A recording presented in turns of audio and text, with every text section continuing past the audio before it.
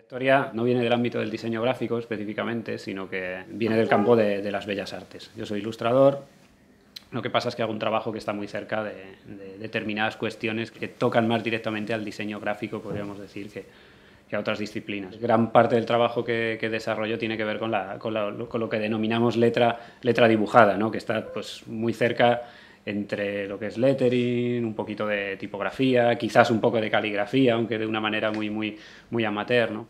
Me considero ilustrador, pero la metodología de proyecto que sigo tiene que ver mucho con el ámbito del diseño gráfico, ¿no? En cuanto a fundamentos. Es decir, hay como una parte de conceptualizar el proyecto, ¿no? La parte que tiene que ver con cómo trabajar con los elementos visuales de determinada forma y la composición, incluso fundamentos prácticos, pues tiene que ver mucho con lo que entiendo como una definición de diseño gráfico. Ahora bien, si existe alguna diferencia entre lo que es ilustración y diseño gráfico, sería en que en el ámbito de la ilustración parece que se concede cierta libertad, cierta interpretación del encargo.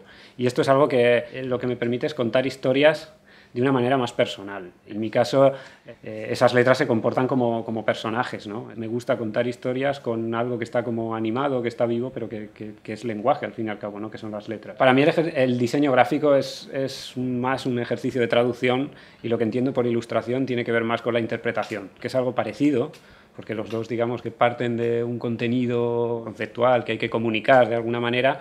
Sin embargo, a la ilustración es como que se le ha concedido más ese tiempo, ¿no? Como tiempo de lectura más largo, por alguna razón. Tú tienes que construir la historia, se degusta de otra manera. Los dos ámbitos están muy cerca, pero para mí hay una pequeña diferencia. Cuando he decidido dedicarme a la ilustración, un poco en deferencia del diseño gráfico, ¿no? me he sentido mucho más feliz y más cómodo con el trabajo, ¿vale? Cuando yo terminé de estudiar no tenía clientes o no tenía muy claro también a qué puertas tenía que llamar y cómo se hacía y todo esto. Ante pues, tal panorama lo que hice pues inventarme mis propios clientes, ¿no? Que es pues, lo que creo que hace la mayoría, ¿no? Es decir, pues no tienes clientes, pues te los inventas. Y decidí crear este sitio de Subculture pues casi como si fuera una manera de mostrarme como un estudio al mundo. Tenía un fanzine que se llamaba Sub. O sea, el Subculture al principio era un fanzine, antes de ser un estudio, la idea de estudio y todo esto. Era un fanzine que era un póster en 50×70 y lo que hacía era pues, poner en común a diseñadores o ilustradores pues, que en ese momento y que aún hoy pues, admiraba. ¿Vale? Entonces era un ejercicio un poco kamikaze de decir, voy a hacerle llegar esta propuesta a ver si le interesa trabajar conmigo, ¿no? Entonces era una manera como de intentar, pues eso, conseguir una simbiosis, ¿no? Pues con lo que te gusta y lo que tú eres. Este fue, digamos, el primer portafolio que yo tuve, ¿no? Que era un fanzine, ¿no? De ahí viene el nombre de Subculture. Y a partir de ahí, de alguna forma, pues recibí los primeros encargos. Es complicado hacerse ver, es complicado hacer lo que uno quiere hacer, cuando todo sería más fácil si todos hiciéramos lo que queremos hacer, ¿no? Y seríamos más felices, pero es muy complicado y sobre todo al principio es muy complicado. La mayoría de clientes que tengo son del ámbito editorial y más concretamente de prensa. Digamos que sobre todo lo que me da de comer es dibujar letras para revistas, aunque luego de vez en cuando tengo colaboraciones en el ámbito de la publicidad, ¿no?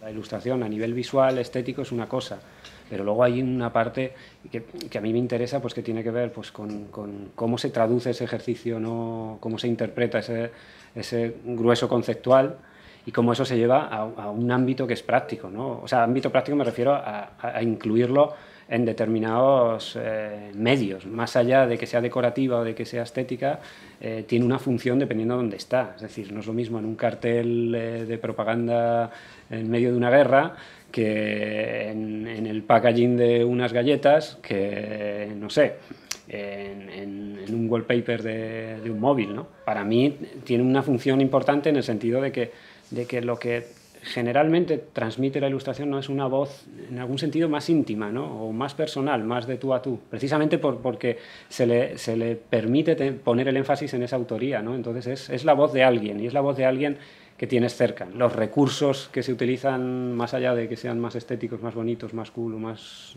lo que sea, juegan un papel importante en tanto en cuanto comunican ¿no?, de esta manera que estamos diciendo, que es más cercana, casi como de susurro, ¿no?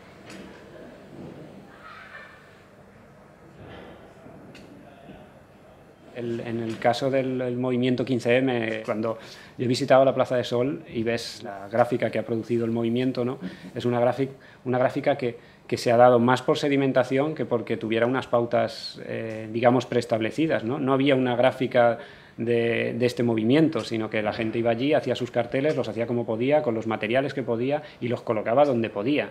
Pero poco a poco se consigue una metástasis que es como de, ¿no?, que un mensaje encima del otro se va multiplicando, ¿no? Normalmente suelen ser gráficas que están hechas con lo que se puede o con, ¿no?, o con una tecnología más bien tosca, porque suelen ser manifestaciones impulsivas, no siempre en un sentido negativo, sino en un sentido de, pues eso, de activismo, ¿no?, de movimiento, ¿no?, de querer reivindicar algo, de querer poner un mensaje ahí fuera y que los demás, y ver si los demás lo comparten, ¿no?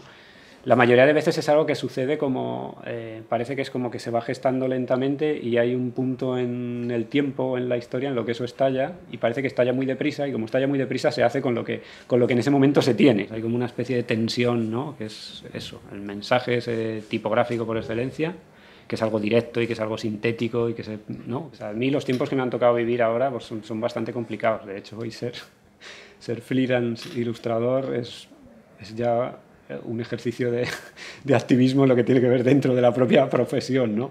Es casi como una locura.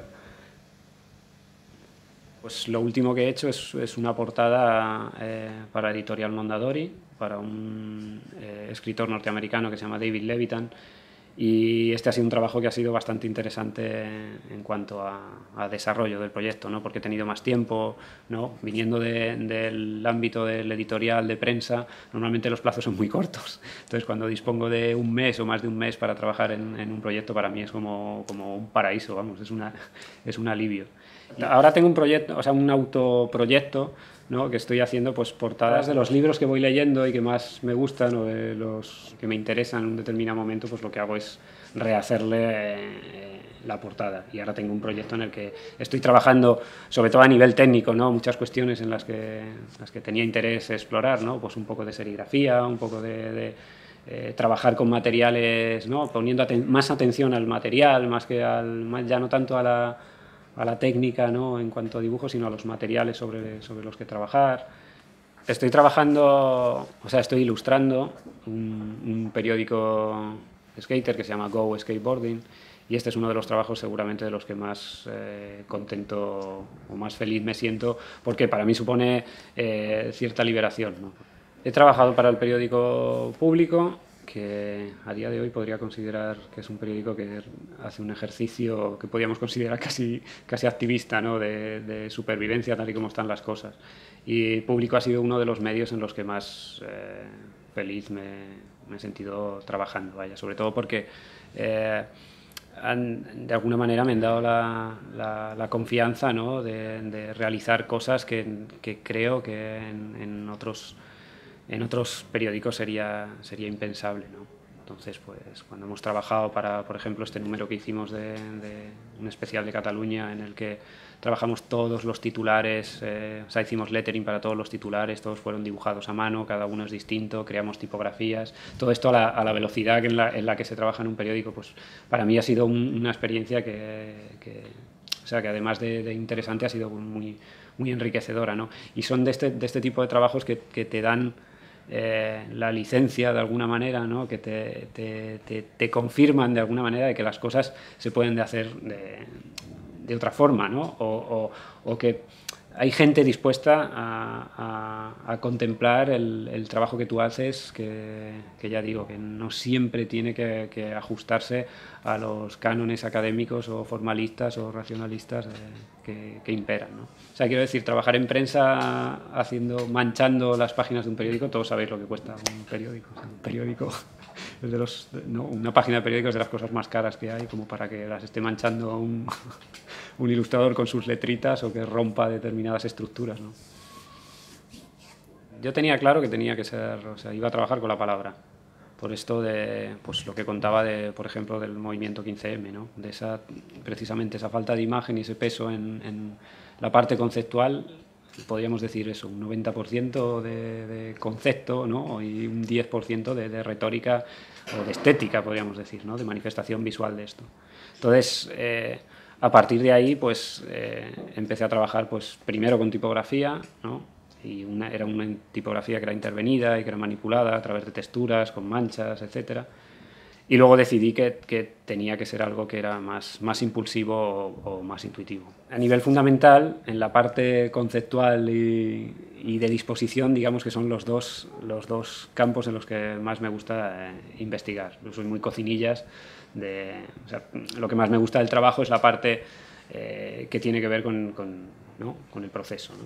Entonces, en este caso, está concebida a partir de módulos o de pequeños trazos, ¿no? Digamos que el fundamento principal es la línea y tiene pequeños trocitos de líneas hechas a tinta y estas líneas se comportan, o estos trocitos de líneas se comportan como módulos, igual casi que cuando trabajamos con gráfica vectorial, ¿no? Lo único que pues vamos construyendo poco a poco toda esa mancha, ¿no? Que luego tiene el aspecto de dibujo que intenta imitar determinado registro de lo que es el dibujo manual, porque se trata de comportarse como un amateur sin ser ya un amateur, para que nos vamos a engañar, ¿no? Entonces es un ejercicio amateurista de pintada o inspirado en la manera de trabajar la pintada, ¿no? Tenía algunos referentes, sobre todo históricos, del futurismo, del Dada, de cosas que me parecían interesantes, sobre todo por esa ruptura de lo que es el lenguaje, ¿no? De desmontar la palabra, de moverla, en cierto sentido también de constructivo, etcétera.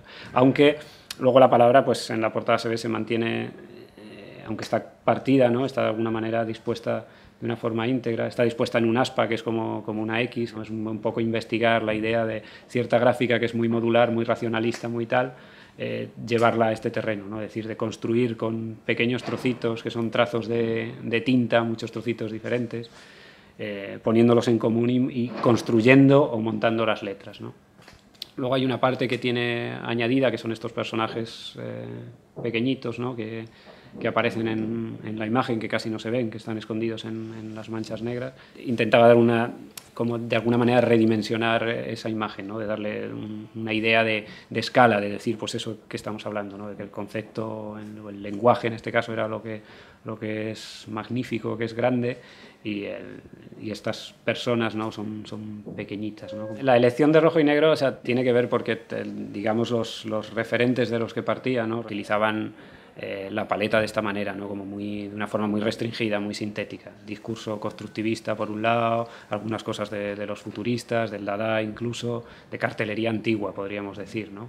Muy de cromolitografía o de litografía, ¿no? O de serigrafía incluso, ¿no? Entonces tiene que ver con la propaganda de guerra también, con cierta gráfica militar, etc.